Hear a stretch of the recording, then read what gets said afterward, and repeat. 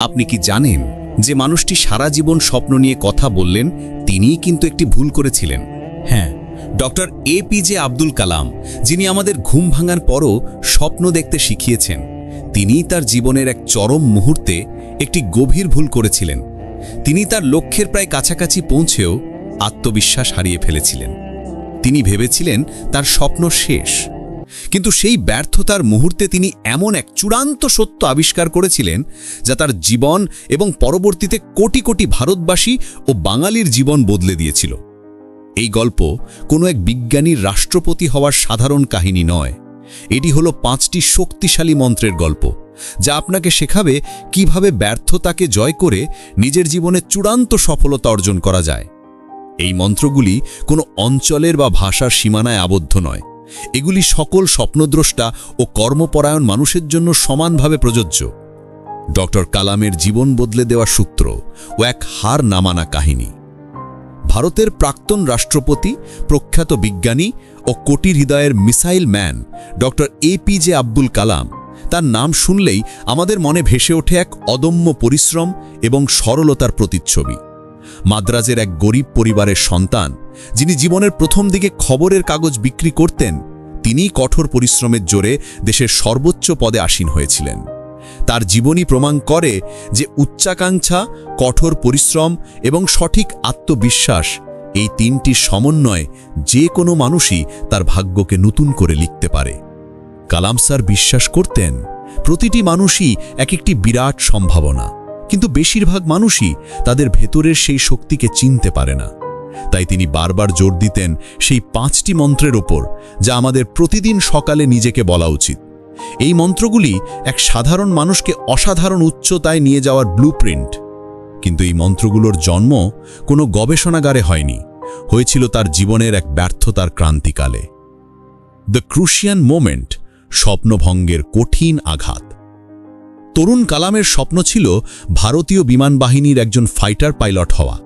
তিনি সমস্ত পরীক্ষা সফলভাবে পাশ করলেন, কিন্তু চূড়ান্ত বাছাইয়ের সময় সামান্য পার্থক্যের জন্য তার স্বপ্ন ভঙ্গ হল।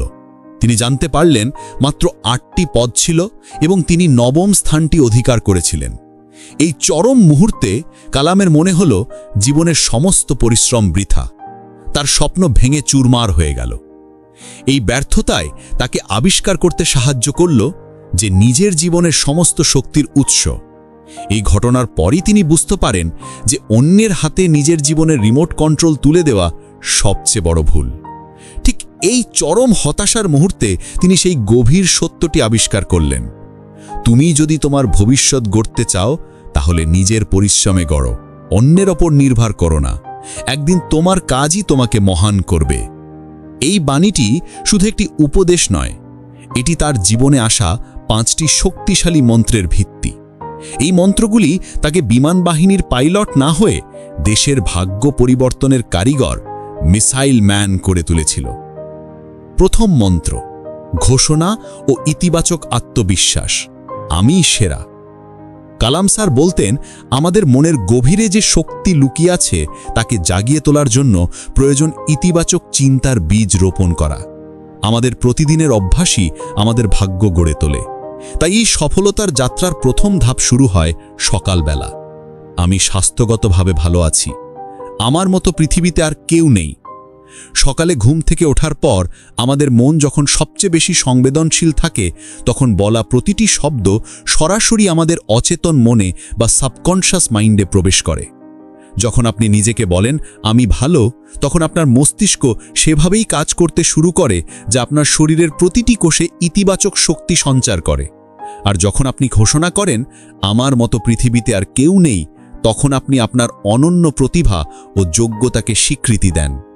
কালাম স্যারের মতে এই স্বঘোষণা একটি ইতিবাচক চক্র তৈরি করে। চিন্তা ভালো হলে অনুভূতি ভালো হয়, অনুভূতি ভালো হলে কাজ ভালো হয়, কাজ ভালো হলে ফল অবশ্যই ভালো হয়। এই একটি মন্ত্রই আপনার দিনের সুর বেঁধে দেয় এবং আপনাকে শারীরিক ও মানসিকভাবে যে কোনো চ্যালেঞ্জ মোকাবিলায় প্রস্তুত করে। এই আত্মবিশ্বাসই ভারত ও বাংলাদেশের তরুণদের প্রথম হাতিয়ার। দ্বিতীয় মন্ত্র, লক্ষ্য ও কর্মের প্রতি অবিচলতা। আমি করতে পারি। ব্যর্থতার গল্প থেকেই সফলতার উপায় জানা যায়। কালাম স্যারের এই চিরন্তন সত্যটি দ্বিতীয় মন্ত্রের মূল কথা। তিনি বলতেন 90% মানুষই তাদের লক্ষ্য পূরণে ব্যর্থ হয় কারণ তারা কেবল স্বপ্ন দেখে, কিন্তু স্বপ্ন পূরণের জন্য নিজেকে অঙ্গীকারবদ্ধ করে না। আমি এই কাজটি করতে পারি। জীবনের প্রতিটি কাজে সফল হতে গেলে প্রয়োজন অদম্য ইচ্ছা শক্তি এবং সেই কাজটি সম্পন্ন করার প্রতি দৃঢ় বিশ্বাস।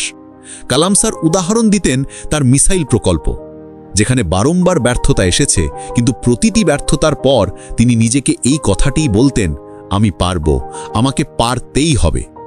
এই মন্ত্রটি আমাদের শেখায় যে পৃথিবীতে এমন কোনো কাজ নেই যা অসম্ভব। যা প্রয়োজন তা হলো প্রচেষ্টা এবং সংকল্পের শক্তি। আপনার স্বপ্নটি যতই বড় হোক না কেন, তা পূরণের জন্য প্রতিদিনের ছোট ছোট কাজগুলো সুচারুভাবে করতে হবে।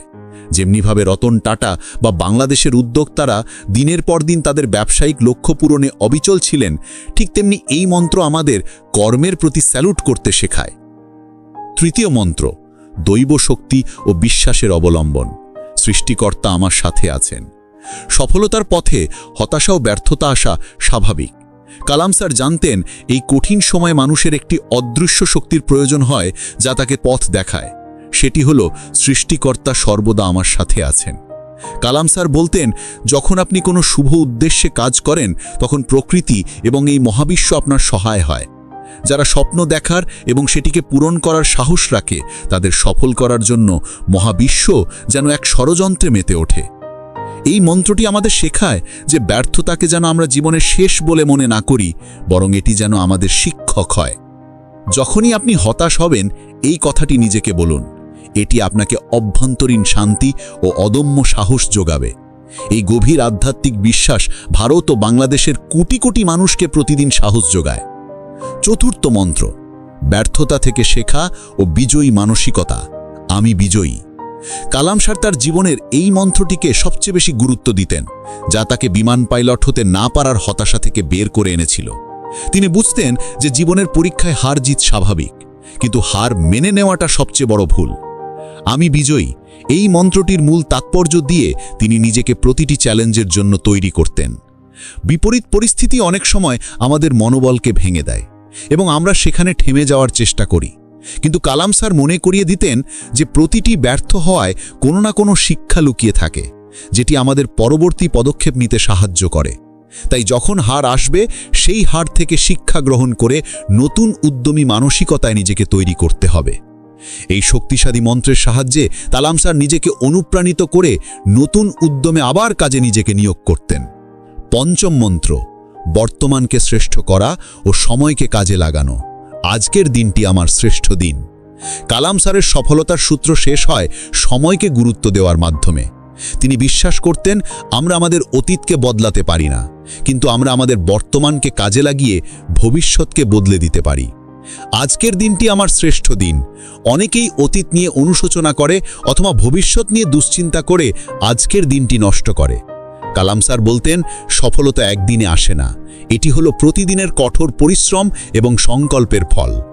আপনি যদি আজকের দিনটিকে আপনার জীবনের শ্রেষ্ঠ দিন হিসেবে বিবেচনা করেন, তবে আপনি প্রতিটি কাজে আপনার সর্বোচ্চ দক্ষতা প্রয়োগ করবেন।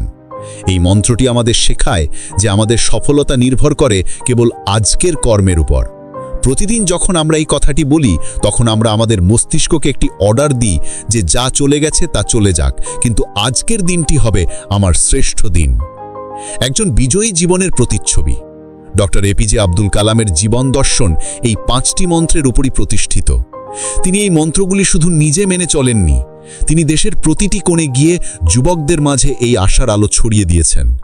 তার এই বাণীগুলোই আমাদের মনে করিয়ে দেয় যে যে মানুষ নিজের কাজে, নিজের চিন্তায়, নিজের সততায় অবিচল থাকে, তারই জীবন সত্যিকার অর্থে সফল হয়।